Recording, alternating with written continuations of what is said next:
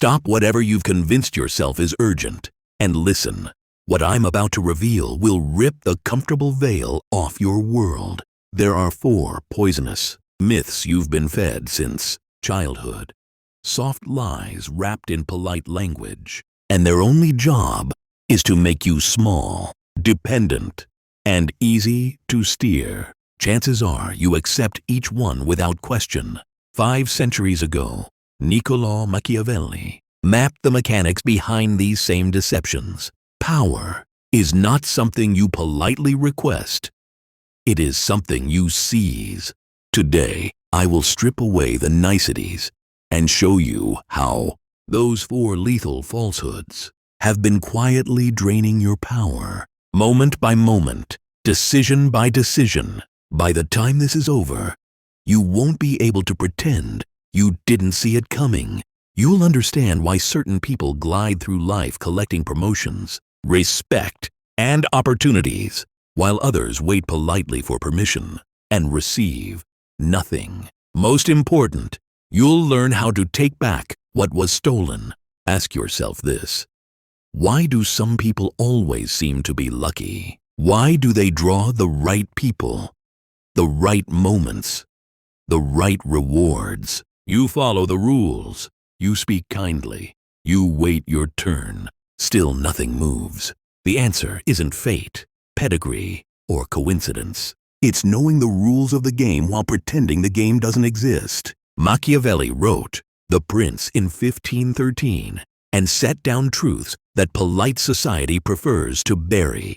He named the mechanics of influence, the anatomy of fear, the currency of reputation, truths that discomfort the idealists because they expose human nature. Without apology, those lessons are not antique curiosities. They're the operating system of modern life. Now understand why these 4 lies persist.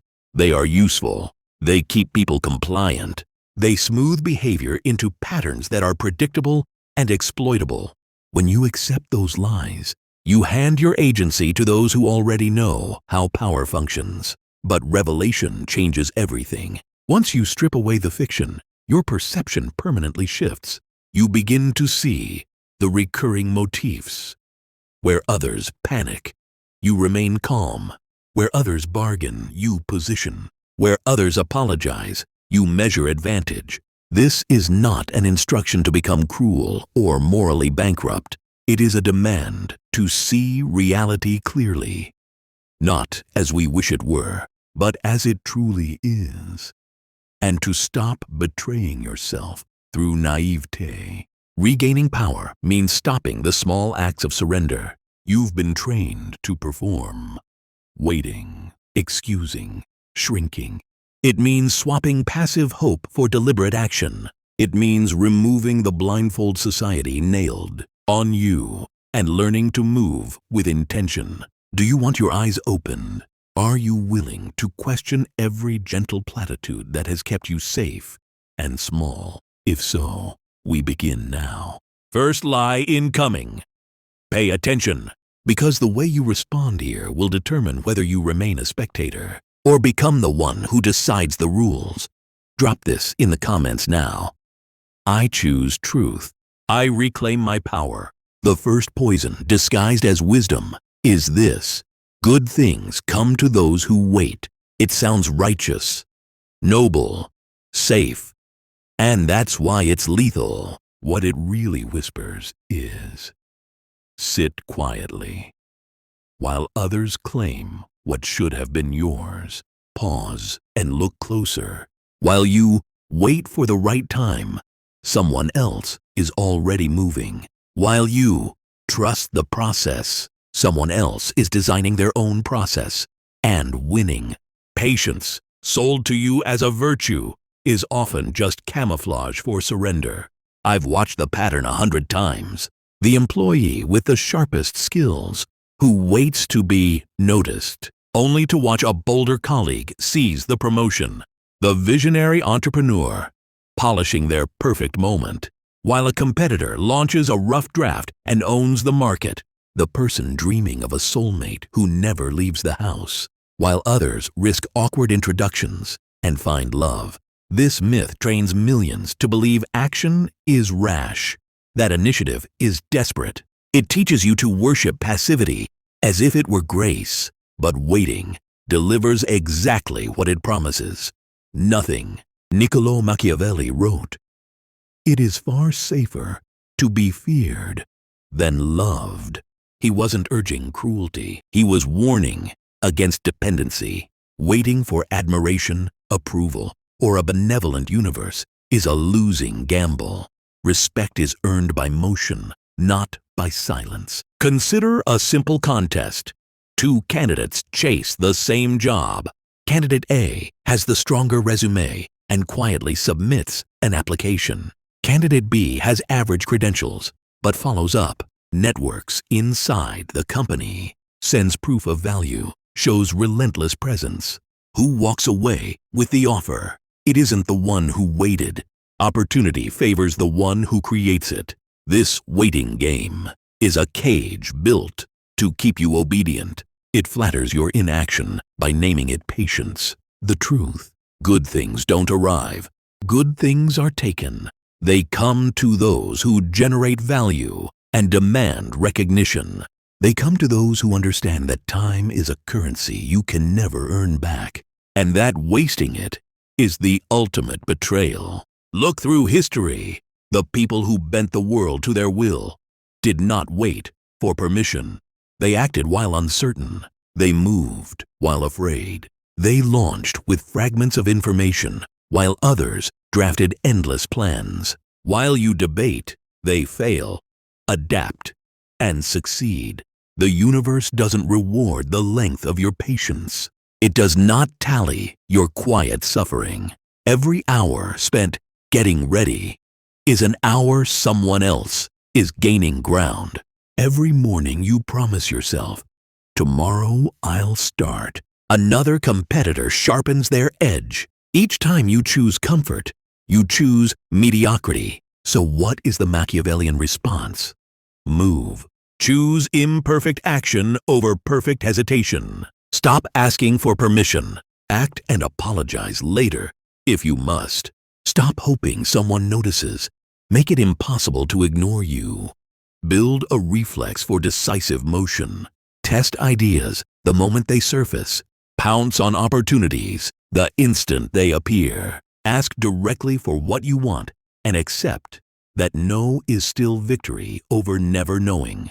The world belongs to the ones who arrive first and stake their claim. Everyone else lives on scraps, if anything remains. Drop this in the comments as a declaration of intent. I act now. I create my own opportunities. The second deception that drains your power is wrapped in courtesy. Everyone deserves respect before you protest. No, this is not a call to cruelty. It is a demand for clarity. Because when you believe this, you spend your most precious social currency, your respect, on people who have done nothing to merit it. And every time you hand it out for free, you quietly lower the value of your own name. Respect is not a participation ribbon. It is earned through action, proof, and discipline. Treating it like a birthright tells the world your standards are negotiable. It signals that your judgment can be bought with mere existence. Watch what happens when you swallow this lie. You defer to people who mock you behind closed doors. You grant equal weight to the wisdom of the accomplished and the advice of failures. You give away time, energy, and attention as if they were endless. And the world learns fast that your approval costs nothing. Consider the people who actually dominate their fields. Do they bow equally to everyone they meet? Never. They are deliberate about where their eyes linger, where their time flows, whose voice earns a seat at their table. They know that respect is a double-edged pact. It must be proven in both directions. Machiavelli captured it perfectly. Men judge more by the eye than by the hand. Everyone sees what you appear to be. Few truly know what you are. He understood that the company you honor, the people you choose to elevate, broadcasts your own worth. Show indiscriminate respect and you appear soft, uncritical, easy to bend. Picture this: a meeting of 10. 5 have built empires, carved value from nothing. The other 5 coast on politics and luck. If you shower all 10 with the same deference, what are you declaring? That effort and outcome mean nothing. That you cannot tell mastery from mediocrity. And once that signal is sent, serious people stop taking you seriously. Now understand, withholding respect is not the same as being rude. Basic civility is free. Respect is earned. You can remain courteous while keeping your standards unyielding. You can be kind without being gullible. You can extend decency without becoming prey. Here's how it unfolds in the real world. Someone will demand respect on arrival. They will test whether you possess a spine or merely a smile. If you kneel instantly, they slot you as weak and treat you accordingly. But if you stay polite and reserved, if you force them to qualify for your regard, something telling occurs.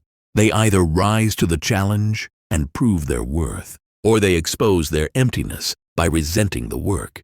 That is the Machiavellian truth. Respect is not charity. It is a contract forged in merit, and those who cannot earn it should never be allowed to spend yours. The people truly worthy of admiration already understand this law.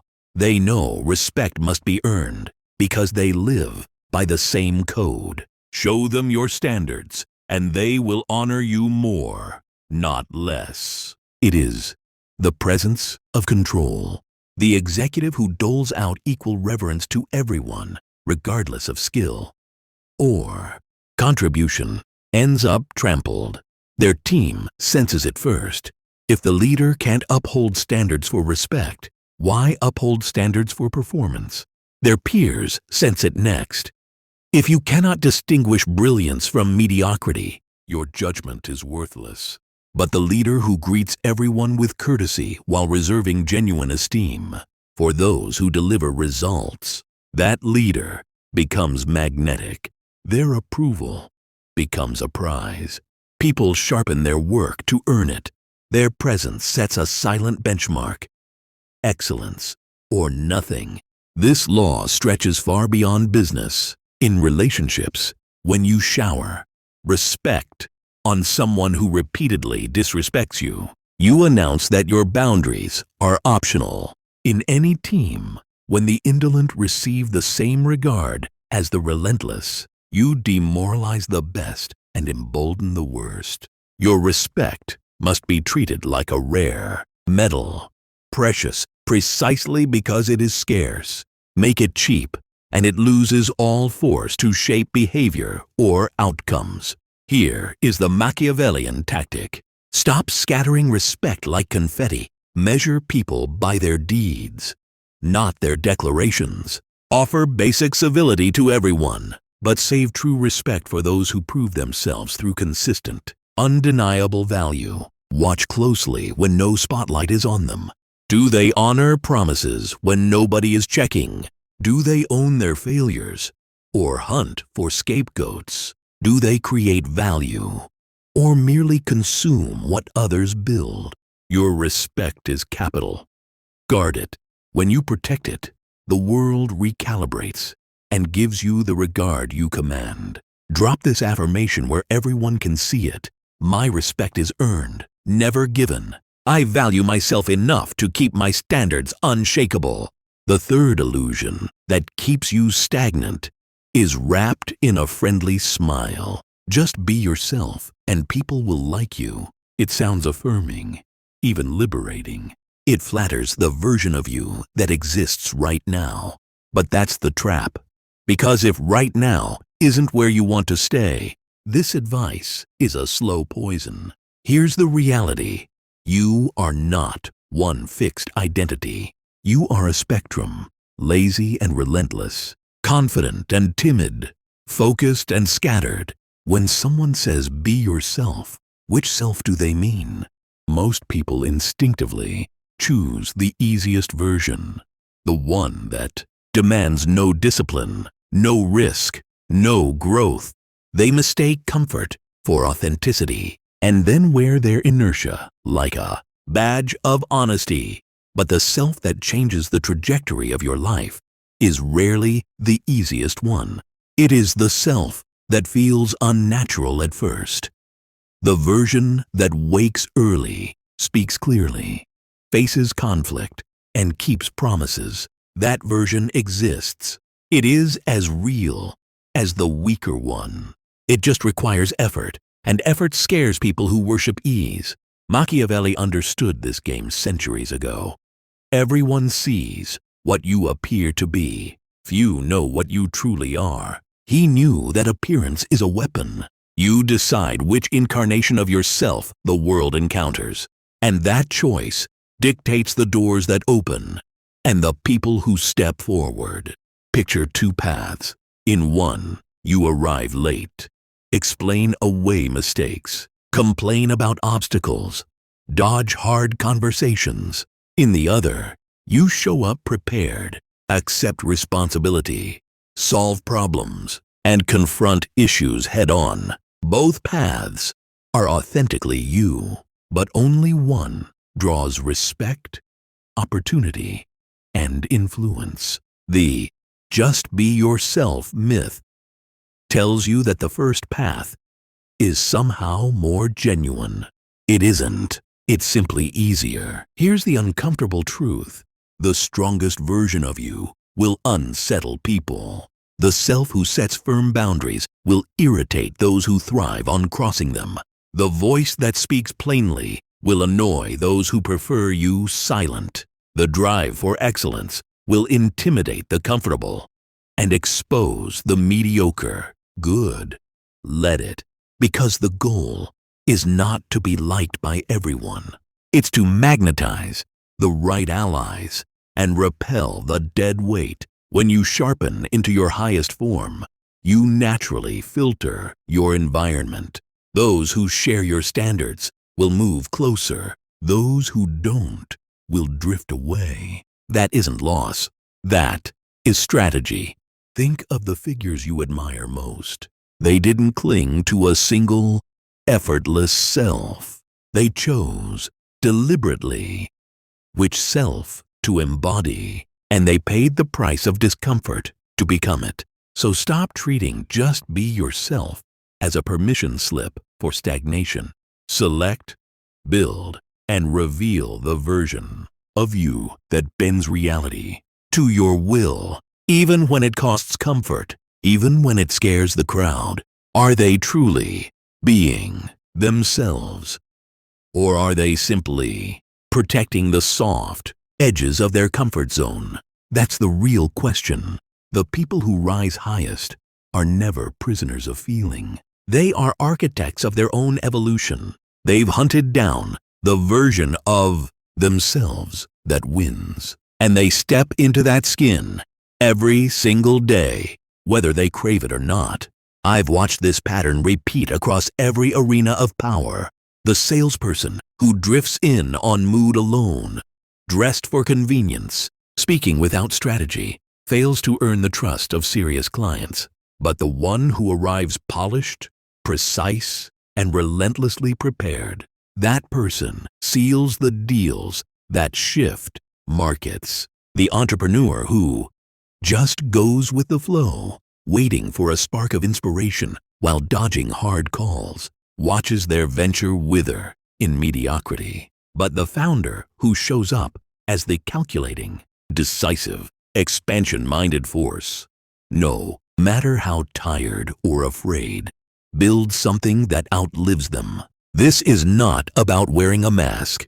It's about command. You choose which self leads the charge. Your comfortable identity got you to this moment. If this moment is enough for you, stay there. But if you crave a different outcome, you must inhabit a different self. The hesitant version of you will never launch the empire you imagine. The agreeable version will never demand the respect you secretly expect. The approval-seeking version will never cut the ruthless deals that create real success. Yet another self waits beneath the surface, the one who acts in spite of fear, the one who enforces boundaries when others push back, the one who measures choices by results, not applause. That version will unsettle people. Let it. Discomfort is proof of transformation. Stop weaponizing the word authenticity as a shield for stagnation. Stop hiding behind "this is just who I am" when what you mean is "I refuse to grow." Choose deliberately the self that deserves the life you want. Every titan you admire has already done this. They killed the weaker self to give birth to the stronger. They rewired habits, sharpened instincts, and stepped into a form they had to invent. That isn't falsehood. That is evolution. Your current self delivered you here. If you intend to go further, you must become more unyielding, refined, undeniable. And when that sharpened self unsettles the comfortable, good. It means the metamorphosis is real. Write it into your mind like a law. I choose to embody the highest version of myself, even when it burns. That is the only authenticity that matters. The final lie, the one that drains more power than all the rest, is this: everything happens for a reason. It sounds soothing, almost sacred, but beneath that soft promise hides the mindset of a victim. It whispers that invisible forces rule your life, that destiny is a puppeteer, and you are only a string. And the moment you accept it, you surrender the throne of your own choices. The truth is brutal and simple. Events don't unfold because the universe wrote a secret script. They unfold because of the moves you make and the moves you refuse to make. This belief is dangerous because it wears the mask of wisdom. It pretends to be spiritual insight while quietly teaching passivity. It lets you soothe the sting of failure by saying, "It's all part of a plan," while your competitors sharpen their weapons and rewrite the future. When the unexpected strikes, you face a fork in the road. One path hunts for cosmic meaning. The other hunts for leverage and immediate action. The first keeps you powerless. The second puts the blade back in your hand. Niccolò Machiavelli warned, "I am not interested in preserving the status quo. I want to overthrow it." To him, accepting events as meant to be was the enemy of progress. Real power lives only in responsibility, seizing the moment, forcing change. Look at how this lie poisons real lives. A professional is fired and murmurs, "Everything happens for a reason." They drift, waiting for a sign. Instead of rewriting their resume and striking new alliances, a lover is rejected and shrugs, "It wasn't meant to be." They never dissect what failed, never sharpen their approach. An entrepreneur watches a business collapse and sighs, "Maybe I'm not cut out for this." They turn away instead of studying the wreckage, extracting the lessons, and building something stronger. This is how people become spectators of their own existence. They convince themselves that unseen forces decide their worth, their victories, their ruin. They call it faith. In truth, it's surrender. The powerful think differently. When the world cuts them down, they don't look skyward for hidden messages. They trace the real cause, adapt, and strike back with precision. So kill the lie before it kills your ambition. Stop searching for reasons. Start hunting for causation. Control belongs to those who refuse the comfort of fate and claim the cold, unromantic truth. Everything happens because someone made it happen. Make sure that someone is you. They don't ask, "Why did this happen to me?" They ask, "What precise moves produced this result? What variable did I overlook? How do I ensure it never repeats? What knowledge hides inside this failure?" They know what most people refuse to admit. Bad luck is usually the offspring of weak preparation, reckless choices, and inaction. And what the world calls good luck is almost always the child of discipline, intelligent strategy, and relentless effort. Yes, there are moments beyond your grasp, earthquakes, accidents, the whims of another person. But even then, one power remains untouchable: your response. You can play the victim of chaos, or you can become the force that outmaneuvers it. I have watched this single mindset, everything happens for a reason, smother more potential than any rival belief. It's a velvet noose. People use it to justify paralysis, to stay trapped where it's comfortable, to avoid the brutal work of change. They convince themselves their misery is meant to be. And in that instant, they hand over the keys to their own cage. Nowhere is this poison deadlier than in relationships. Someone stays in a relationship that corrodes their spirit, muttering, "Maybe this is the lesson I'm supposed to learn." Instead of dissecting every misstep, refining the model, and striking again, they hide behind destiny and call their retreat wisdom. The truth: every person you admire has failed. Often, the difference is merciless clarity. They don't bow to fate. They treat failure as pure data. They extract the lesson, recalibrate, and return stronger. So stop chasing mystical explanations for why your life isn't working. Start hunting for concrete actions that will make it work. Stop waiting for fate to drop opportunity in your lap.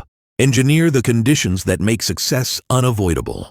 Your life is not a script written by unseen hands. It is a chessboard waiting for your next move. Each day is shaped by the decisions you choose and the actions you execute. Take control of your narrative. Stop acting like a side character in someone else's story. Become the author and the antagonist of your own. Do not wait for the universe to approve your ambition. Do not beg for cosmic permission to lead. The most liberating and frightening truth you will ever accept is this: your outcomes are yours alone, not fate, not the stars, not some hidden master plan. You, your choices, your standards, your relentless execution. When you embrace this, you seize the one power no disaster, no betrayal, no accident can ever take from you: the power to rewrite everything. Now that the four great lies stand in the open, see them for what they are: tools of control. Each one was designed to keep you docile, dependent, and easy to manage. Good things come to those who wait, a lullaby for the passive, meant to keep you motionless while the bold seize what you hesitated to claim. Everyone deserves respect, a leash disguised as virtue, training you to chase the approval of others instead of enforcing your own standards. Just be yourself and people will like you. A velvet cage, urging you to stay comfortable rather than stretch into the disciplined version of yourself that greatness demands. Everything happens for a reason, a fatal whisper, inviting you to surrender responsibility and call it destiny. These are not random bits of bad advice. They form a system that thrives on your stillness. While you wait, someone else advances. While you hand out unearned respect, the few who deserve it consolidate their power. While you cling to comfort, you pose no threat to the existing order. And while you blame fate, you never fight to change it. Machiavelli warned, since love and fear can hardly exist together, it is far safer to be feared than loved. But understand this: the fear he spoke of is not cruelty. It is reverence. It is the unshakable respect earned by action, by results, by standards so high they cannot be ignored. It is the presence that tells the world you will not be bent, bought, or pacified. History's most formidable figures understood this. They refused these comfortable lies. They chose motion over waiting, boundaries over blind acceptance, growth over ease, and absolute responsibility over superstition. Now, the knowledge is in your hands. You see the traps. You know the countermeasures. What will you do? Slip back into the old patterns, or begin today to enforce what you've learned? Decide quickly. While you hesitate, someone else is already moving, already claiming the ground you dream about. Drop this final declaration where the world can see it. I reject these lies. I embrace these truths. I live from power, not permission. Remember, good things don't come to those who wait. They come to those who take.